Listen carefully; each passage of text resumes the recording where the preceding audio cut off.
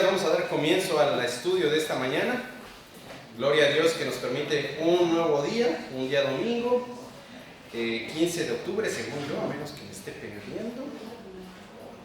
Es correcto, 15 de octubre, gracias a Dios por permitirnos estar nuevamente juntos. Vamos a dar continuación a nuestro estudio en la segunda epístola universal de San Pedro Apóstol. Vámonos al capítulo 1. Vamos a dar estudio en esta mañana a los versículos, segunda de Pedro 1, 15. A ver, se está moviendo, ¿no es cierto?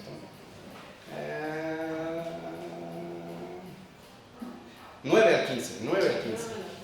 Segunda de Pedro 1, 9 al 15. Gloria a Dios, gracias a Dios por quienes seguimos llegando, por haber puesto en nosotros la voluntad de estar aquí presentes. Vamos a dar la lectura, por favor, me siguen con la mirada. Segunda epístola de Pedro, capítulo 1, versículo 9. Pero el que no tiene estas cosas tiene la vista muy corta, es ciego, habiendo olvidado la purificación de sus antiguos pecados. Por lo cual, hermanos, tanto más procurad hacer firme vuestra vocación y elección, porque haciendo estas cosas no caeréis jamás, porque de esta manera os será otorgada amplia y generosa entrada en el reino eterno de nuestro Señor y Salvador Jesucristo. Por esto, yo no dejaré de recordaros siempre estas cosas, aunque vosotros las sepáis y estéis confirmados en la verdad presente, pues tengo por justo, en tanto que estoy en este cuerpo, el despertaros con amonestación, sabiendo que en breve debo abandonar el cuerpo, como nuestro Señor Jesucristo me ha declarado. También yo procuraré con diligencia que después de mi partida, vosotros podáis en todo momento tener memoria de estas cosas. Parece que es mucho lo que vamos a estudiar, pero primeramente Dios, que nos alcance el tiempo, yo espero que sí, alcancemos a ver todo. Muy bien, vamos a empezar entonces en el versículo 1, 5, segunda de Pedro 1, 5. Nos quedamos ahí. Nos quedamos ahí en segunda de Pedro 1, 5. Vimos acerca de las virtudes que debemos de añadir a nuestra fe. Vimos que son 7 virtudes, que son la virtud, que también se le conoce como dominio, no miento, ahorita me voy a acordar. Vimos las 7 virtudes, que es virtud, conocimiento, dominio propio, paciencia, piedad, afecto fraternal y amor. Acuérdense, en el afecto fraternal es el fileo y en el amor es el ágape. Ahora, en el 8 nos quedamos, vimos la última parte que decía, porque si estas cosas están en vosotros y abundan, no os dejarán estar ociosos, ni sin fruto en cuanto al conocimiento de nuestro Señor Jesucristo. Entonces, vimos en el estudio anterior que debemos de estar procurando añadir estas 7 virtudes a nuestra fe para no estar de ociosos. Ese es el resumen. Para no estar de ociosos, para no estar sin fruto, para no estar sin tener absolutamente nada, hay que procurar añadir estas 7 virtudes a nuestra fe, pero no de nosotros, sino que el Espíritu Santo las añade en nosotros. Pero debemos de tener la voluntad, el querer buscarlo, el querer tenerlo. Y ahora las podemos leer de nueva cuenta, que es virtud, y no me sigue sin venir a mi mente, pero ahorita me voy a acordar. Virtud, conocimiento. Acuérdense que vimos que era gnosis, no era epignosis, sino que era gnosis, que es el conocimiento de la verdad.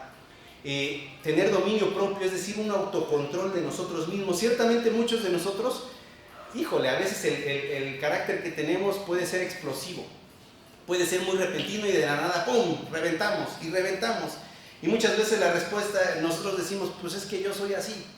Pero no, ya no somos así. Dios nos ha transformado y Él nos ha dado dominio propio para tener autocontrol de nosotros mismos en toda situación y en toda circunstancia. Hagamos eso, procuremos eso. También la paciencia. Y veíamos acerca de que la paciencia también tiene 2 acepciones. La palabra que se utiliza aquí es paciencia, de buscar ser paciente, aguardar. Pero también tenía otro significado que era perseverancia. Persevera, aguarda y persevera, esfuérzate, continúa, busca el reino de Dios. Ahora, también sigue hablándonos acerca de la piedad. La piedad habla acerca de querer ser como nuestro Señor Jesucristo, para la alabanza y la gloria de Dios. Ese es el objetivo, alabar y dar la gloria a Dios mediante la búsqueda de querer ser como Él. Sabemos claramente que jamás seremos como Él, pero Él nos ha llamado a ser santos como Él es santo y debemos procurar buscar ser como Él. ¿Ok? Y también afecto fraternal en cuanto a la hermandad, en cuanto a amarnos, en cuanto a querernos como hermanos en Cristo que somos, ahí está el afecto fraternal. Y finalmente el amor ágape, que es el amor que proviene de Dios, el cual vimos que el ágape, la forma en la que se demuestra el ágape es en la acción, es en el dar, en el estar dispuesto a dar algo que nos cueste, algo que nos sea difícil, algo que sea complicado para nosotros. En eso está el ágape. Y claro, en la predicación del Evangelio. Entonces vamos a partir de esta parte, fue una breve introducción, un breve resumen de lo que hemos visto, para que nos enfoquemos y podamos dar continuación al estudio a partir del versículo 9. Vamos a orar, hermanos. Padre Santo, le damos gracias, eterno Dios, porque nos permite poder estar juntos.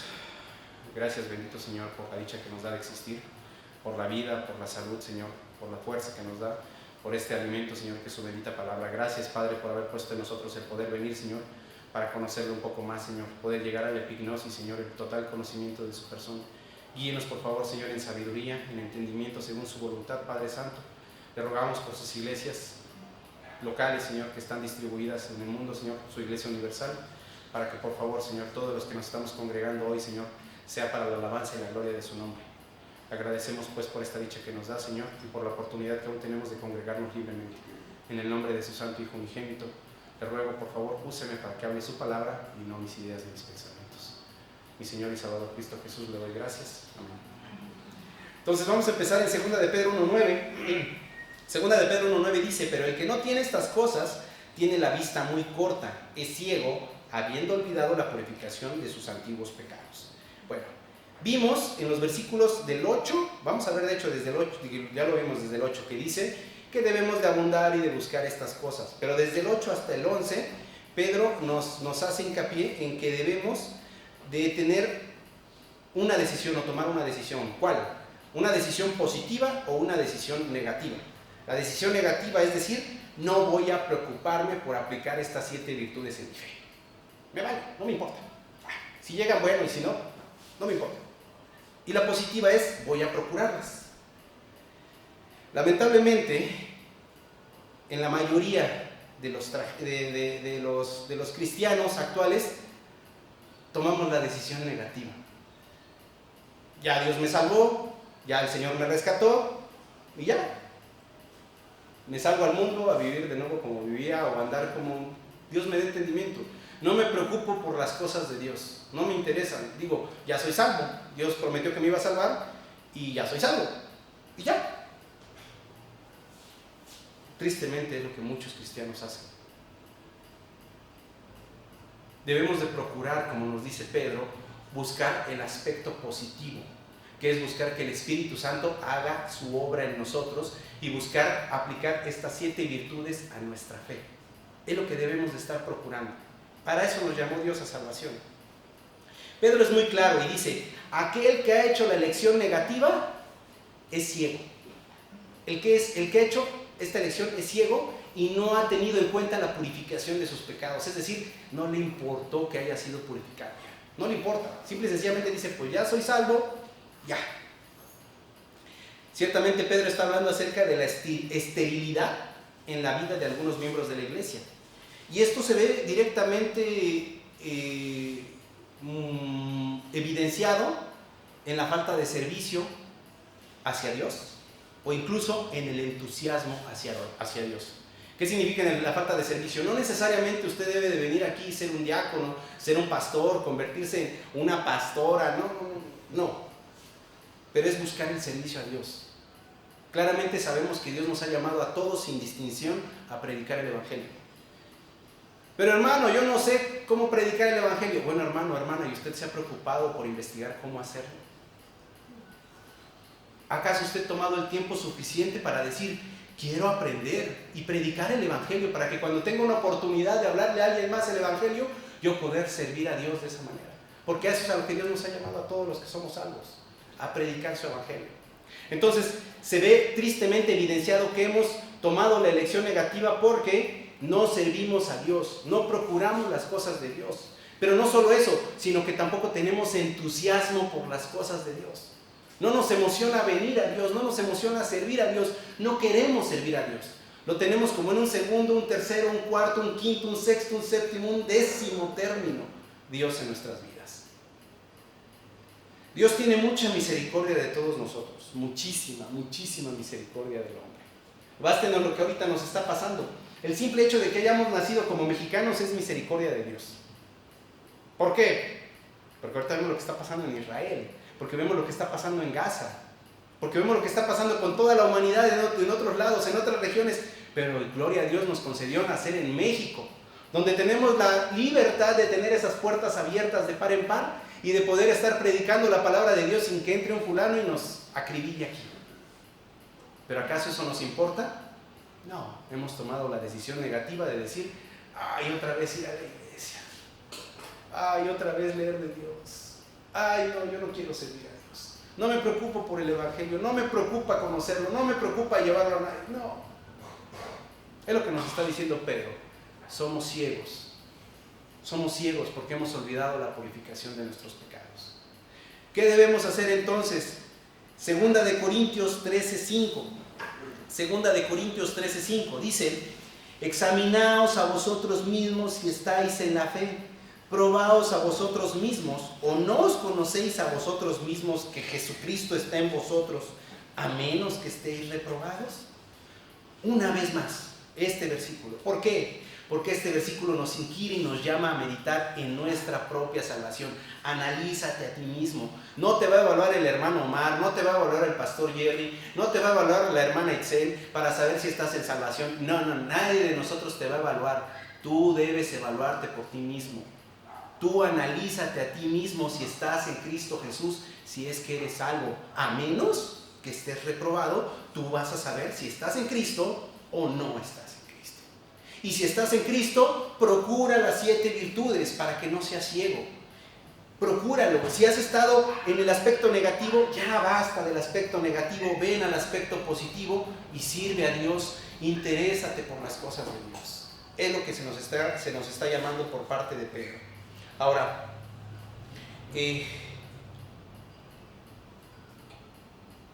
ciertamente la persona que tristemente ha elegido la parte negativa, como les digo, realmente ha olvidado lo que implicó su salvación. Es decir, ha olvidado el sacrificio de Cristo Jesús, que no fue poco, no fue nada. Ha sido el sacrificio más hermoso, pero también el más doloroso en toda la eternidad, desde el principio de los tiempos y hasta el final de los tiempos, que Él lo llevó a cabo para la liberación de nuestras almas, para nosotros, para salvarnos. Sigue diciéndonos Pedro en el versículo 10, nos dice: por lo cual, hermanos, tanto más procurad hacer firme vuestra vocación y elección, porque haciendo estas cosas no caeréis jamás. Aquí lo que nos está diciendo Pedro está haciendo una observación hacia el lado positivo. Él nos está diciendo, por el poder de las 7 virtudes que pueden ser añadidas a tu fe, por el poder del Espíritu Santo, en el versículo 8 Él nos está diciendo, fíjense, regresen tantito al 8, porque si estas cosas están vosotros y abundan, no os dejarán estar ociosos ni sin fruto, en cuanto al conocimiento de nuestro Señor Jesucristo. Ahí Él nos está diciendo claramente que debemos de estar procurando estas 7 virtudes para no estar de ociosos, para no estar sin fruto. Y en el versículo 10 Él nos dice que si nosotros trabajamos diligentemente y añadimos estas 7 virtudes espirituales, habremos dado evidencia que somos genuinamente llamados y escogidos como hijos de Dios. Fíjense. Por lo cual, en el 10, hermanos, tanto más procura hacer firme tu vocación y elección, porque si haces esto, no vas a caer jamás. Ahora, aquí en este aspecto, cuando hace referencia a la vocación y la elección, la vocación hace referencia al llamamiento y la elección, la salvación. Entonces, esto debe de estar firme en nuestra mente y en nuestro corazón, que el saber que Dios nos ha llamado, el saber que Dios nos ha salvado. No es poca cosa, hermanos, hermanas, no es poca cosa el tener presente que a mí, a usted, y lo voy a decir en término personal, no en jactancia, sino tomando su lugar, siendo usted pensando, qué precioso el meditar que a mí, Omar, Dios me llamó. Qué precioso el meditar que a mí, Omar, Dios me eligió. Desde los siglos antiguos hasta la eternidad. Él tuvo misericordia de mí y Él me eligió. ¿Por qué? ¿Por qué me eligió Dios? Yo no soy nadie, no tengo nada que dar. Pero Él tuvo misericordia de mí. Cuando realmente meditamos en la elección, en el llamamiento que Dios ha hecho de nosotros, podremos empezar a valorar un poco más quién es Dios y lo que Él ha hecho por nosotros. Y buscar ahora sí aplicar estas 7 virtudes a nuestra fe. Como les he dicho mucho en el pasado, Dios no nos llamó para tener nuestra mejor vida ahora. Dios no nos llamó para estar llenos de bendiciones espirituales, económicas y carnales. Dios nos llamó para el servicio de su persona, para la gloria y la honra de Dios. Para eso nos llamó, no hay para otra cosa, no hay para nada más. Entonces, meditemos en esto. Por eso es lo que Pedro nos dice: hermanos, procuren hacer firme su llamamiento y su salvación, porque fueron elegidos. Procuren tenerlo firme, procuren tenerlo presente en su mente, procuren tenerlo presente en su corazón. Es lo que Él nos está diciendo. Entonces, ciertamente debemos de estar trabajando para tener una vida cristiana de valor, hermanos, hermanas. Esto lo debemos de tener firme en nuestro corazón. Debemos con todo ánimo estar felices buscando agradar a Dios. La constancia, el buscarle con ánimo pronto. Pero aquí incluso hasta nos da una promesa. Nos dice: aquel que pone foco en su salvación, aquel que pone foco en su llamamiento, aquel que pone foco en su interés, en su servicio a Dios. ¿Qué dice al final del versículo 10? No caerá jamás. No caerá jamás. Qué precioso. Esa es una promesa que Dios nos da. No caeremos jamás. Ahora, en términos de no caer jamás, no significa que no nos va a ir mal en la vida, sino que significa que no tropezaremos con el maligno, no tropezaremos. Estamos siendo guardados, protegidos y sostenidos por Dios. Nuestra salvación está segura en Dios. No caeremos, no saldremos de Él, estaremos en Él, con Él. Pero tenemos que hacer esta verdad propia.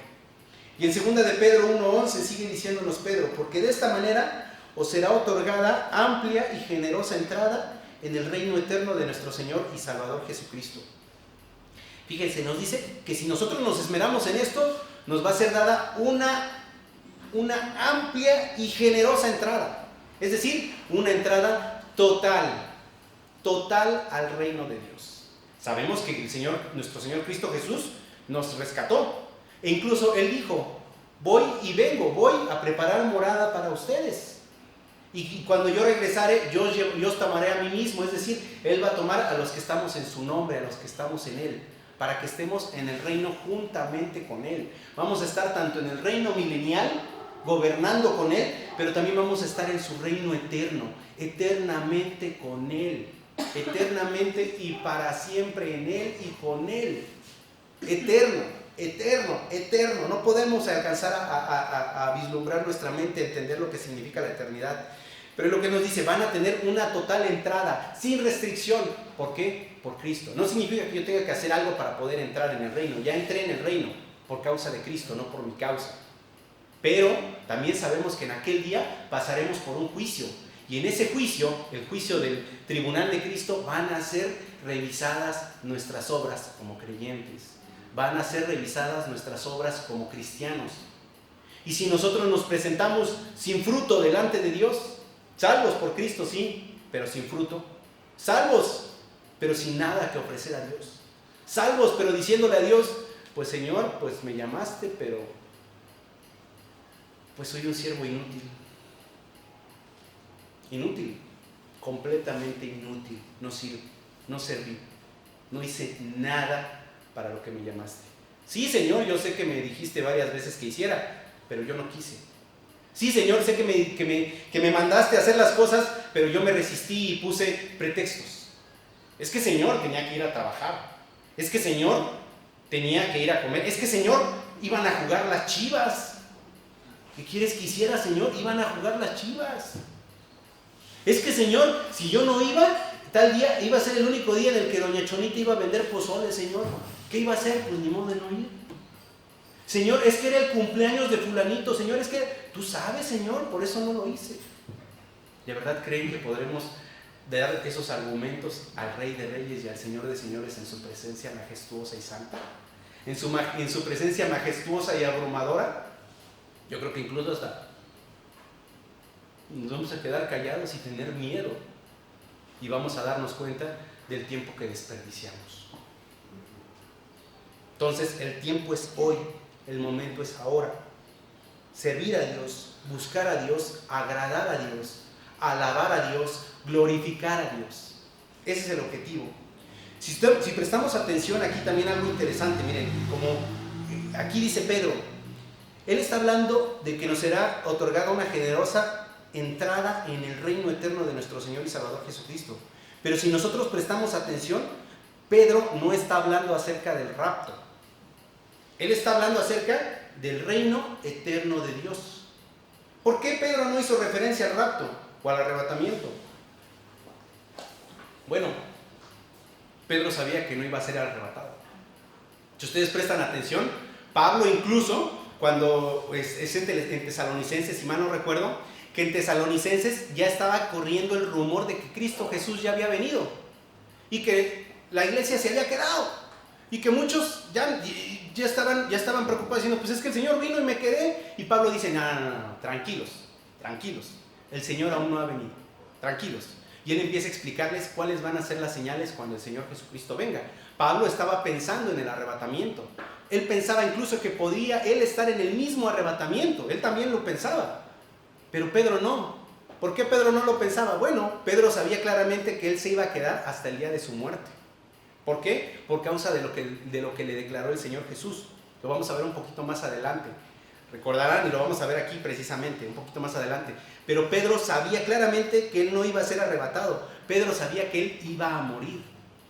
Iba a morir. Iba a pasar por la agonía de la muerte. Y no solamente iba a morir, sino que precisamente iba a ser martirizado. Ahora yo les pregunto, ¿quién de nosotros tiene la certeza de que vamos a ser martirizados? Nadie. ¿Quién de nosotros tiene la seguridad de que va a morir? Pues nadie tampoco. Si realmente somos salvos, también vivimos bajo la esperanza de que vamos a ser arrebatados. Y también aguardamos y decimos, ojalá el Señor Jesús venga pronto para que no sienta ese brinquito de la muerte, Pero si no, vamos a morir. Y todos tenemos segura la muerte. Pero imagínense en Pedro. Pedro estaba seguro que iba a morir. Y Pedro estaba seguro que iba a ser martirizado. Y Pedro había vivido toda su vida sabiendo eso. Que no iba a morir de joven. Entonces, ¿a qué le llevó esto? A servir a Dios. De una forma entregada. A pesar de que él sabía, no voy a morir de joven. Voy a morir de viejo. Y voy a morir martirizado. Pero voy a morir martirizado por causa de mi Señor y Salvador Cristo Jesús. Bueno, es la muerte que me ha tocado. Gloria a Dios. Voy a ir a ella. Y es algo que es digno de tener presente, que él tuvo toda su vida para meditar en su muerte. Y sin embargo, es maravilloso leer cómo, a pesar de que él supo esto, el objetivo de él era animar a los creyentes a perseverar hasta el final en el Señor. Animarnos. Eso es el objetivo de estas cartas, animarnos a perseverar en el Señor. Ahora, vamos a continuar con 3 promesas que hizo Pedro y un anuncio. 3 promesas y un anuncio. Y los vamos a ver a partir del versículo 12. Segunda de Pedro 1:12 dice, por esto yo no dejaré de recordaros siempre estas cosas, aunque vosotros las sepáis y estéis confirmados en la verdad presente. La primera promesa viene en, por esto yo no dejaré de recordaros siempre estas cosas. La palabra recordaros viene del griego hupomim nesko, y de hecho se lee junto, hupomim nesko, y está en tiempo infinitivo y significa que es una acción continua. ¿Qué significa esto? Que Él va a estar continuamente recordándonos, recordando. Él, en pocas palabras, nos quería decir, estaré estimulándolos constantemente a su crecimiento espiritual. ¿Cómo? Mediante el animarnos en la gracia y el conocimiento de la palabra de Dios. Ahora, si prestamos atención, el versículo se compone de 2 partes. La primera, yo te voy a estar recordando constantemente. La segunda, aunque tú ya lo sepas, aunque tú digas que yo ya estoy confirmado, que yo ya sé, yo ya estoy, ya hermano, ya no necesito que me lo estés recordando. Pedro, por favor, ya no me lo estés diciendo. Pedro, ya sé que debo de servir. Pedro, ya sé que debo de venir a la congregación. Pedro, ya sé que debo de alabar y de glorificar a Dios. Pedro, ya sé. Y Pedro dice, ¿y lo haces? Porque si realmente lo supieras, lo harías. Es como aquel que sabe, desde niños, se nos dice, no toques el fuego porque te quema. Y ahí vas de niño. ¡Ah! Te quemaste. ¿Vas a volver a tocar el fuego? No, ¿verdad? Si tenemos la fortuna de que le hiciste caso a tus padres, pues ni siquiera lo tocaste para no quemarte. Eso ya es un conocimiento adquirido, constante. Ya lo sé. Ya lo sé. Ya no necesitas repetírmelo porque ya lo sé. Ya no necesitamos decirle a nuestros hijos, no toques el fuego. No necesitamos decirnos a nosotros mismos, hermana, si va a cocinar, no toque el fuego, Ya no necesitamos porque ya lo hacemos o lo evitamos hacer. De esa misma forma, Pedro está diciendo, te voy a estar recordando constantemente. Y ciertamente es la labor de los que predican. Es ciertamente la labor de los que enseñan. Hermano, ¿otra vez va a hablar de la gracia? Sí, hermano. Hermano, ¿otra vez va a hablar de santidad? Sí, hermana. Hermano, ¿otra vez va a hablar de salvación? Sí, hermana. Ay, hermano, ¿por qué? Porque es necesario que se nos esté recordando constantemente. Porque no lo llevamos a la práctica. Porque no meditamos en Dios. Entonces aquí lo que él está diciendo ciertamente es, te voy a estar recordando constantemente. ¿Para qué? Para que hagas algo para crecer en santidad. Para que llegues a entender que no se trata de una relación entre tú y yo. Se trata de una relación entre tú y Dios. Para que llegues a la epignosis, al total conocimiento de Dios, en un conocimiento personal y saber quién es Él. Y bueno, la promesa que no va a dejar de estarnos recordando son las 7 virtudes. Recuerden, virtud, conocimiento, dominio propio, paciencia, piedad, afecto fraternal y amor.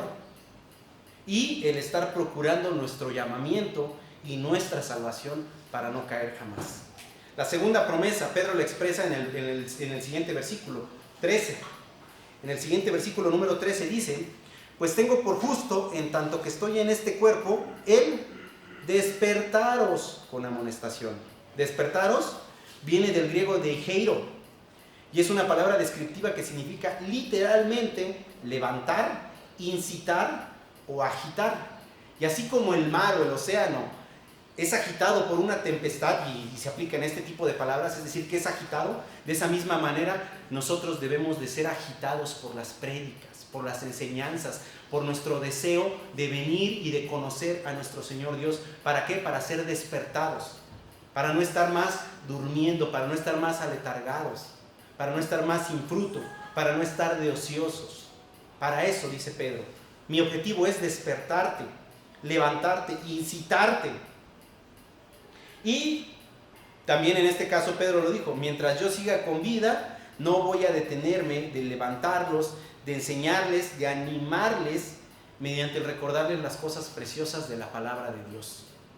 ¿Cómo? Con amonestación. ¿Qué es amonestación? Llamarte la atención.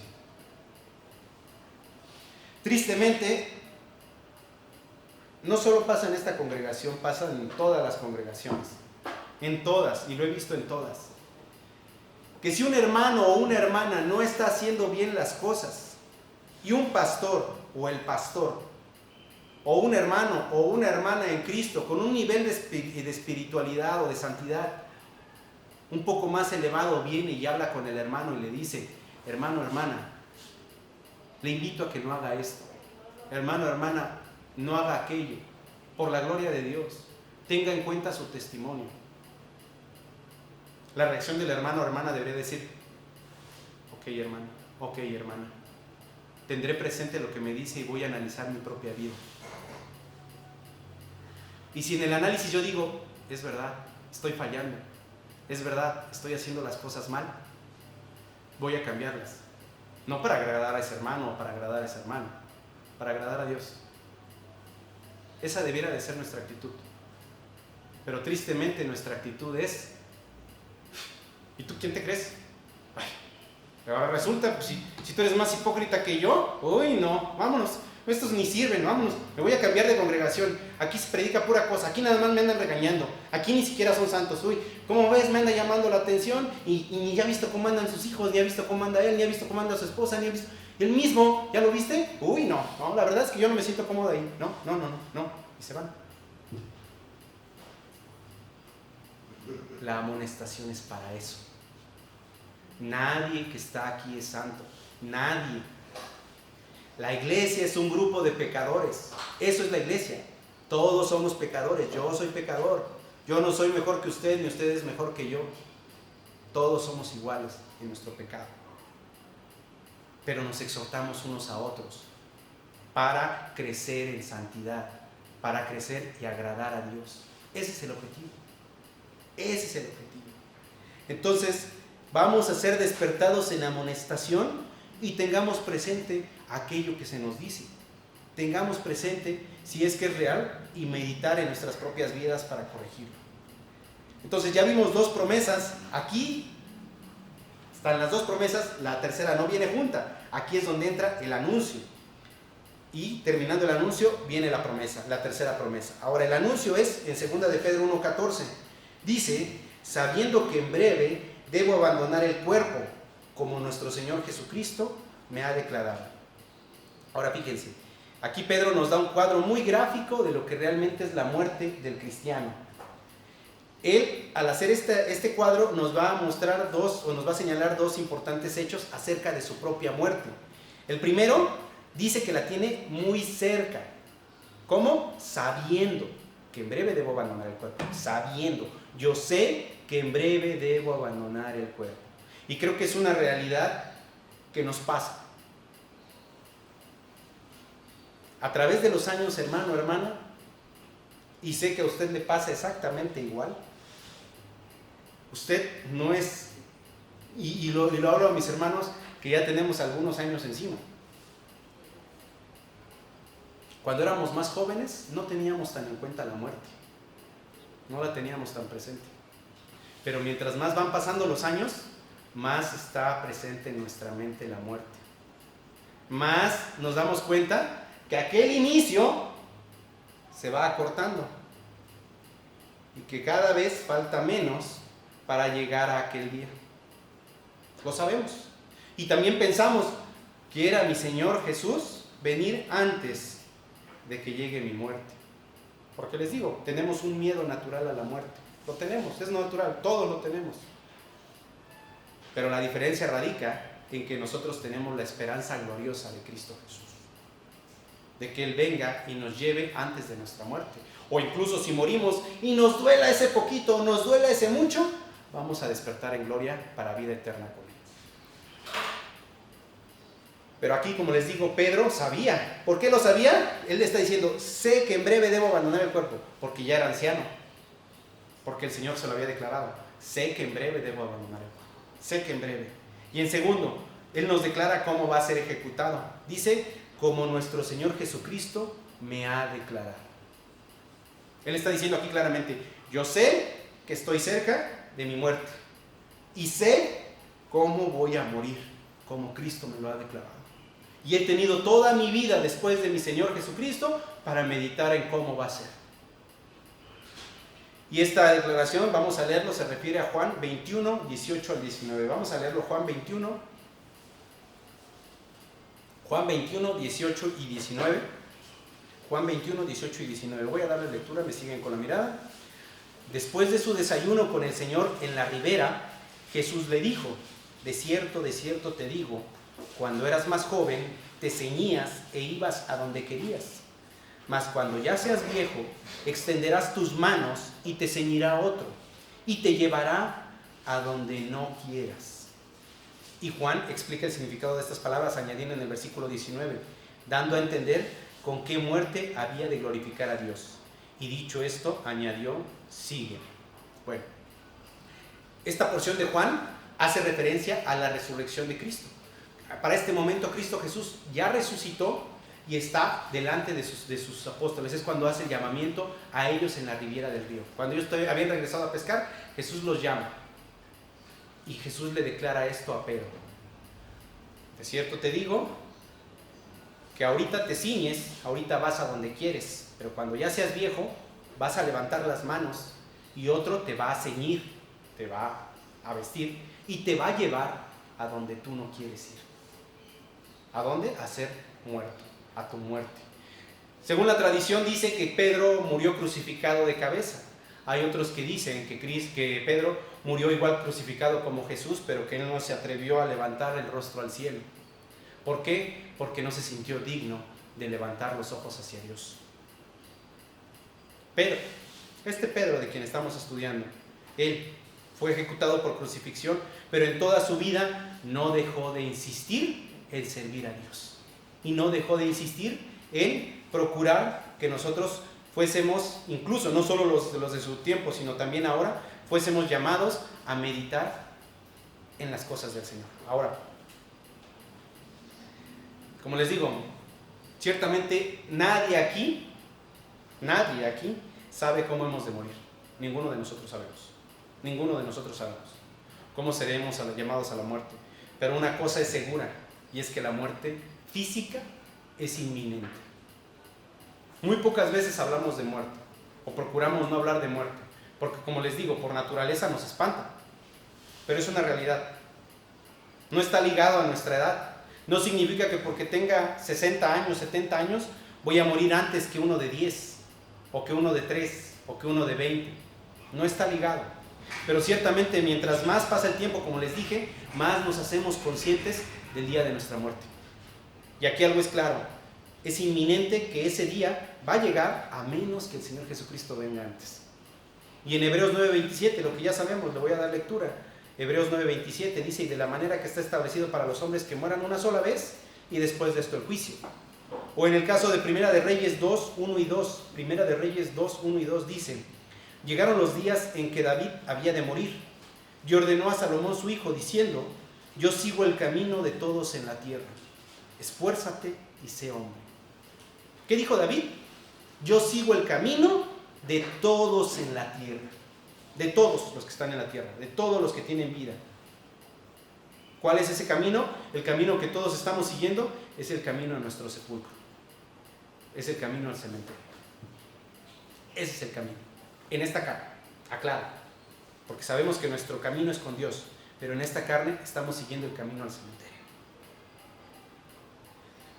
Y ciertamente así vivamos 70, 80, 90 años más. Lo cierto, hermanos, es que cuando comparamos esta vida que queremos seguir viviendo, no es nada comparada con la eternidad que nos espera.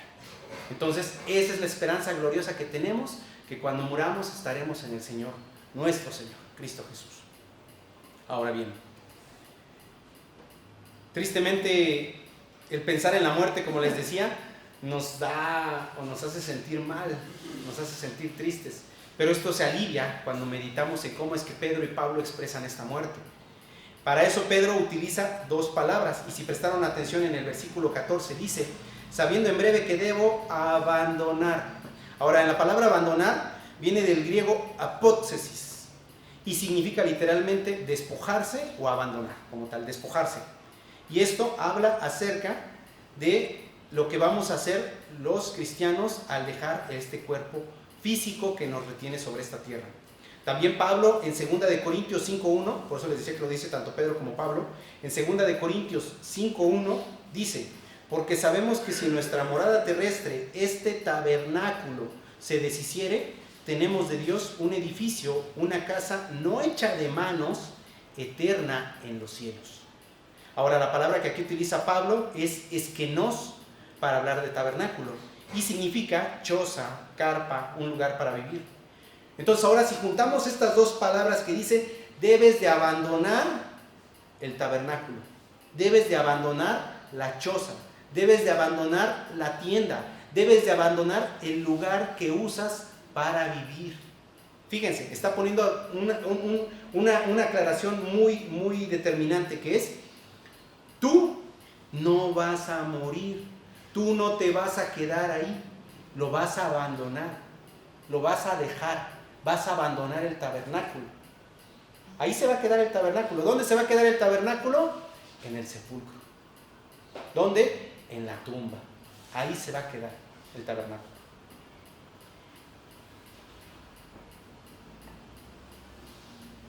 ¿Quién es el que se pone a dormir entonces? El que se pone a dormir en la tierra es el cuerpo.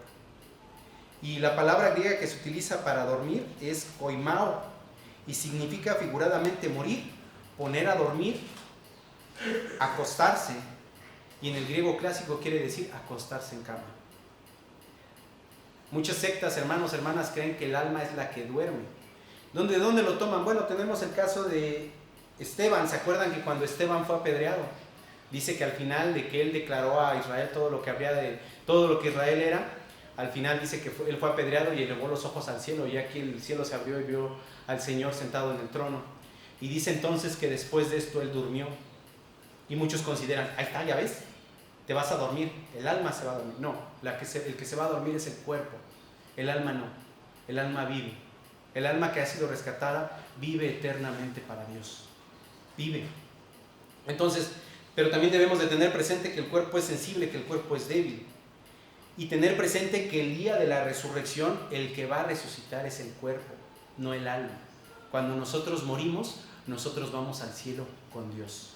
Y cuando digo nosotros, me refiero a los que somos salvos. Los que somos salvos, nuestra alma va con Dios. El cuerpo va a dormir al sepulcro, a aguardar la resurrección. Y el que se va a levantar es el cuerpo, un nuevo cuerpo, no ese mismo cuerpo, un nuevo cuerpo glorificado que podrá estar en la presencia de Dios. Esa es la diferencia.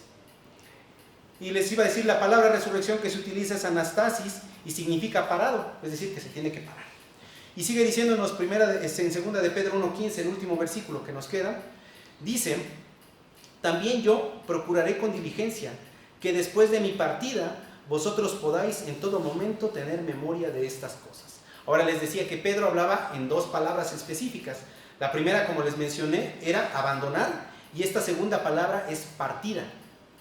Y para esta palabra, la palabra que se utiliza en el griego es exodón, y significa literalmente éxodo. Y es lo que vemos en el libro del Éxodo. Cuando nosotros revisamos el libro de Éxodo, vemos que ciertamente Israel partió de Egipto para llegar a la tierra prometida de Dios. Entonces, de esta misma forma, nosotros vamos a partir del Egipto, vamos a partir de este cuerpo, vamos a abandonar este tabernáculo para llegar al lugar que el Señor nuestro Dios nos ha prometido.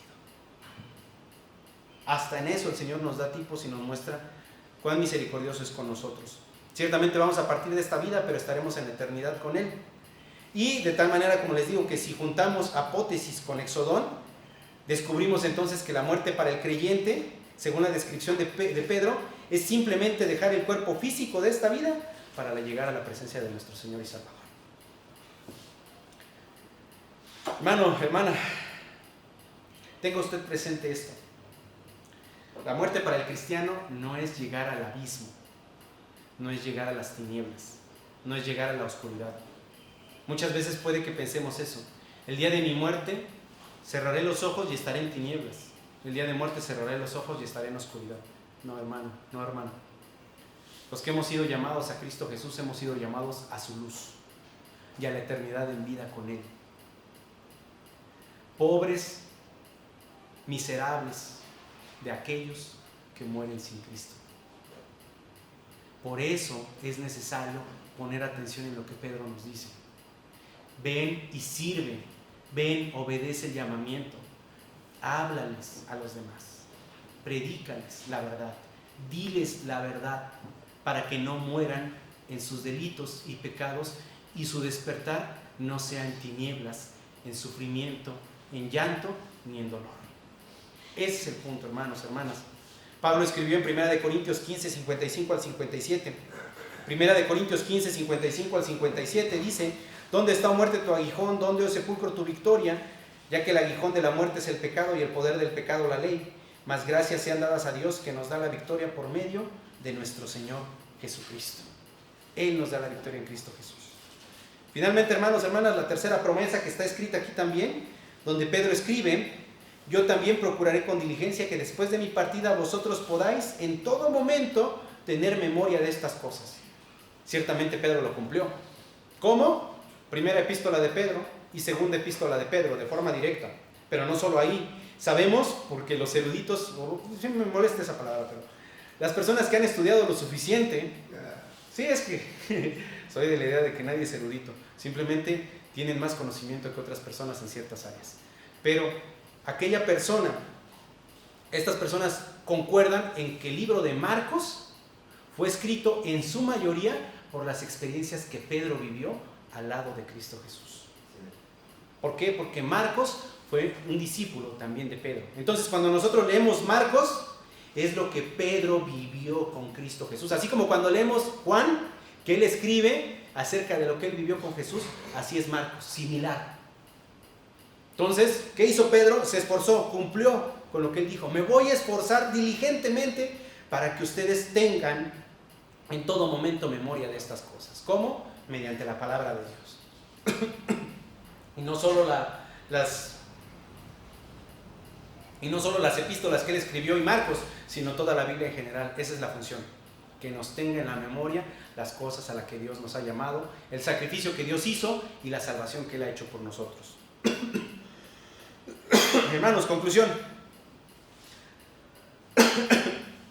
No seamos ciegos. No seamos ciegos. No seamos ciegos. Ya basta de estar ciegos, ya basta de estar en la ceguedad, ya basta de elegir la parte negativa de no me importan las 7 virtudes, no me importa, ya el Señor me salvó. Bueno, pues no seamos ciegos. Busquemos el lado positivo, vengamos a la virtud, vengamos al conocimiento, vengamos al dominio propio, vengamos a la paciencia, a la piedad, al afecto fraternal, al amor. Vengamos, pues, crezcamos en el conocimiento de nuestro Señor, busquemos que el Espíritu Santo, estar dispuestos para que el Espíritu Santo haga su obra en nosotros. Procuremos nuestro llamamiento, nuestra salvación, buscando la epignosis, el total conocimiento en una relación personal con Dios, para que no caigamos jamás.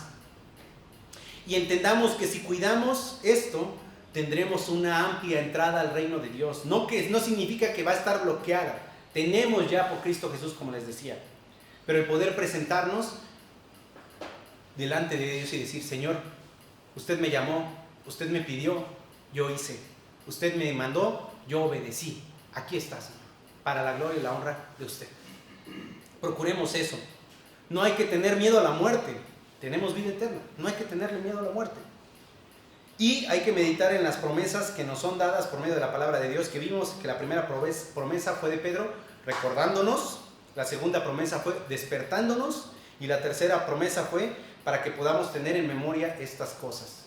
Y esto directamente está aplicado a algo que el pastor hace, que los predicadores hacen, que los hermanos de la escuela dominical o del instituto hacen, que es estar enseñándonos constantemente acerca de la palabra de Dios. No caigamos en la jactancia de decir: yo ya sé esas cosas, yo ya sé, ¿otra vez me va a hablar de lo mismo? No, es necesario. Valoremos lo que Dios ha hecho por nosotros. Vamos a orar, hermanos.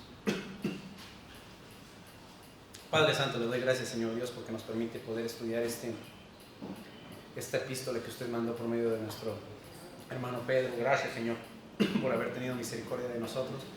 Le rogamos, Señor, porque por favor esto que hemos estudiado y aprendido en esta mañana, Señor, quede grabado en nuestra mente, presente en nuestro corazón, Señor. Al revés, grabado en nuestro corazón, presente en nuestra mente, Señor, y llevarlo a cabo, Padre Santo. Por favor, guíenos para que no desechemos lo que aprendemos de usted cada día, que no desechemos lo que usted nos recuerda por medio de otros hermanos y hermanas, Señor. Guíenos, por favor, para tener presente la labor a la que usted nos ha llamado y no caer en la ociosidad, Señor, y no estar sin fruto, para poder presentarnos en aquel día, ese día glorioso para nosotros, Señor, y en el cual daremos la gloria y la honra a su santo nombre cuando estemos en su presencia, Señor, y poder presentarnos delante de usted, gozosos sabiendo que hemos cumplido lo que usted nos ha llamado. En el santo nombre de su bendito Hijo, nuestro Señor y Salvador Cristo Jesús, le doy gracias. Amén.